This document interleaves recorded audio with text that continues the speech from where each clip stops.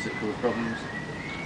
We're doing all of our our waste from our process now goes to a pad where we manage it biodynamically. So we put biodynamic preparations in compost and that goes back in the vineyard. All our wastewater is treated the same way, and that ends up on the vineyards, around the gardens and all sorts of things. So we're sort of trying to do as much totally environmentally as possible. And it's added to by the fact that we're so far out from everywhere else. Our limitations are water, transport, power. So if we can do more of those ourselves, then we overcome all the issues that we've got. Hey, how many years have you been doing the biodynamic applications? Since 06. Certified?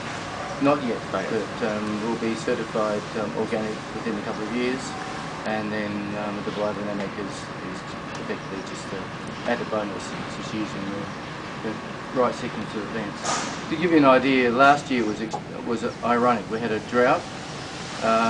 We had our first biodynamic preparations to put on in the autumn, and that times with Anzac Day, which is one of the sort of celebrations we have here. We looked at the weather forecast, and it was looking like we had no rain all through the summer like this, except for a bit in January. And the day that Prue had to put the biodynamic preparations out for the autumn sprays, it rained, and it rained for 5 days. So the bugs that she put out suddenly had a life, because she'd put them out in dry, hot soil. It wouldn't have been any benefit at all. So it's just amazing how these rhythms sort of work together. We didn't expect that to happen.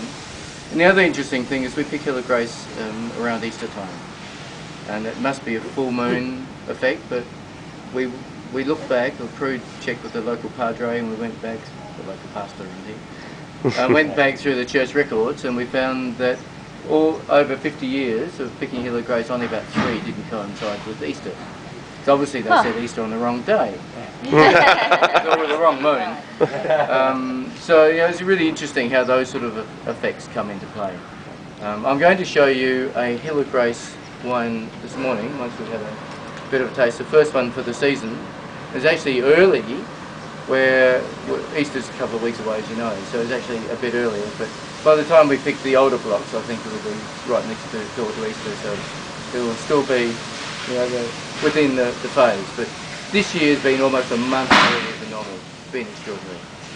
Very warm. Well, actually, February was cool, but since March it's been very warm and dry.